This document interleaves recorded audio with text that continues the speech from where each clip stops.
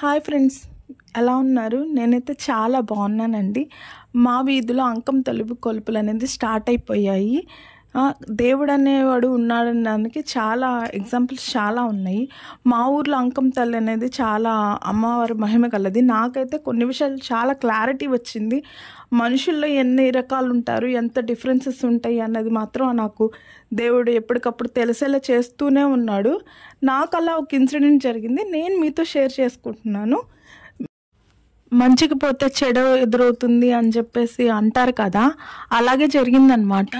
ఎవరైనా మనల్ని హెల్ప్ అడుగుతారు, అది వాళ్ళంతట వాళ్ళే మనల్ని హెల్ప్ అడుగుతారు. సర్లే పోనీ అని చెప్పేసి మనం హెల్ప్ చేయాలనుకుంటాము. ఎంతో కొంత హెల్ప్ అనేది చేస్తాము, మన సైడ్ నుంచి వాళ్ళకి హెల్ప్ అనేది వెళ్తుంది. వెళ్ళాక వాళ్ళ వైపు నుంచి ఎలా ఉంటుందంటే ఏరు దాటాక తెప్ప తగలేయడం అంటారు కదా, అది మీలో చాలా మందికి తెలిసే ఉంటుంది. అవసరం తీరాక వాళ్ళని తీసి పక్కన పడేస్తారనమాట, కూరలో కరేపాకులాగా. అలాంటి మనుషులు ఏంటంటే అర్థం చేసుకోవడము, అపార్థం చేసుకోవడం అనేది వాళ్ళకి మీనింగ్ అనేది తెలియదు. అలాంటి వాళ్ళు చాలామంది ఈ లోకంలో ఇప్పుడు ఉంటున్నారండి.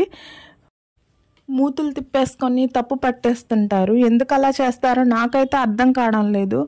అసలు ఎందుకు ఇలా థింకింగ్ అనేది చాలా మందిలో ఇలా ఉంటుందో నాకైతే తెలియడం లేదండి.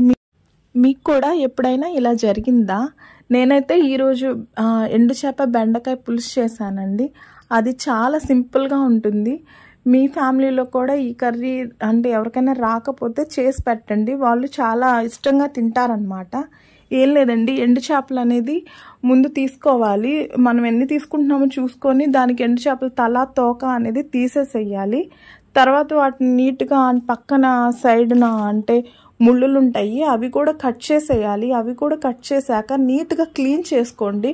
4-5 టైమ్స్ క్లీన్ చేసుకుంటే ఆ నీచు వాసన అనేది ఉండదు. అంటే చాలామంది కర్రీ చేసినప్పుడు ఎండు చేపలు తినాలంటే స్మెల్ బ్యాడ్గా ఉంటుంది అని చెప్పేసి తినరు. మనం ఏంటంటే 4-5 టైమ్స్ క్లీన్ చేస్తే ఆ స్మెల్ అనేది ఉండదు. తర్వాత కొంచెం ఆయిల్ వేయండి. ఈ కర్రీస్కి ఏంటంటే పులుసులకి కొంచెం ఆయిల్ ఎక్కువగా ఉంటేనే బాగుంటుంది. ఆయిల్ వేసి ఆవాలు, మెంతులు, జీలకర్ర, ఎండుమిరపకాయ, ఇంకా వెల్లుల్లి వేయండి. తర్వాత నేనైతే 2 ఆనియన్స్ తీసుకున్నాను, medium size 2 onions and 2 tomatoes తీసుకున్నాను. ఒక 3 పచ్చిమిరపకాయలు తీసుకున్నాను. ఒక 1/2 కేజీ బెండకాయలనే తీసుకున్నాను అనమాట. ఒక వంకాయ యాడ్ చేశాను. వంకాయ కూడా ఉంటే చాలా బాగుంటుందని. తర్వాత ఈ పులుసు అనేది చాలా సింపుల్. కొత్తగా ఎవరైనా మా ఛానల్ చూస్తుంటే సబ్స్క్రైబ్ చేయండి.